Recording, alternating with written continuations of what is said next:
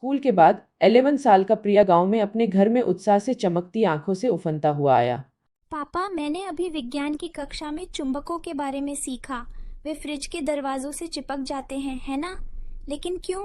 और कंपास हमेशा उत्तर की ओर कैसे इशारा करते हैं? वह सोफे पर धम से बैठ गया। उसने चुंबक अदृश्य बल नामक अध्याय के लिए अपनी पाठ्यपुस्तक खोली। उसके पिता राजेश, जिन्हें भौतिकी का बहुत कम ज्ञान था, घबराकर हंसे। वो मुझे लगता है कि उनके अंदर छोटे कण होते हैं जो धातु को आकर्षित करते हैं। मुझे ऑनलाइन देखने दो।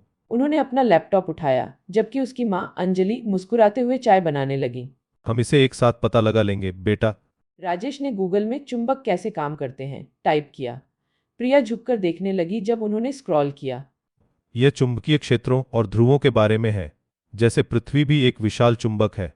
उन्होंने सीखा कि चुंबकों के दो ध्रुव होते हैं, उत्तर और दक्षिण, और समान ध्रुव एक दूसरे को प्रतिकर्षित करते हैं जबकि विपरीत ध्रुव आकर्षित होते हैं। प्रिया की आंखें फैल गईं। तो इसलिए कंपास की सुई उत्तर की ओर इशारा करती है। वे पृथ्वी के चुंबकीय क्षेत्र का अनुसरण करती हैं। अंजलि एक फ्रिज चुंबक पकड़े हुए उनके साथ शामिल हो गई। चलो इसे टेस्ट करते हैं। प्रिया, क्या यह चुंबक तुम्हारी विज्ञान की पाठ्यपुस्तक से चिपकता है?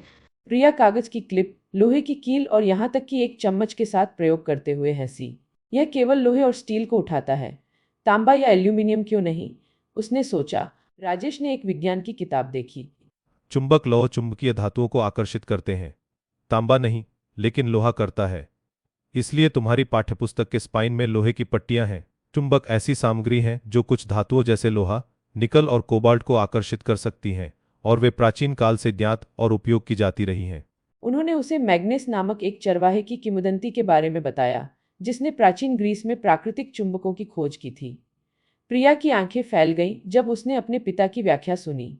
एक साथ उन्होंने विभिन्न प्रकार के चुंबकों का पता लगाया, जिनमें स्थायी चुंबक, अस्थायी चुंबक, विद्युत चुंबक और सुपरकंडक्टर शामिल थे। राजेश ने प्रिया को दिखाया कि कैसे एक स्वतंत्र रूप से लटका हुआ चुंबक पृथ्वी के चुंबकीय क्षेत्र के कारण हमेशा उत्तर दक्षिण दिशा में संरेखित हो जाता है। अगली सुबह उन्होंने पानी के कटोरे, एक सुई और एक चुंबक का उपयोग करके एक साधारण कंपास बनाया।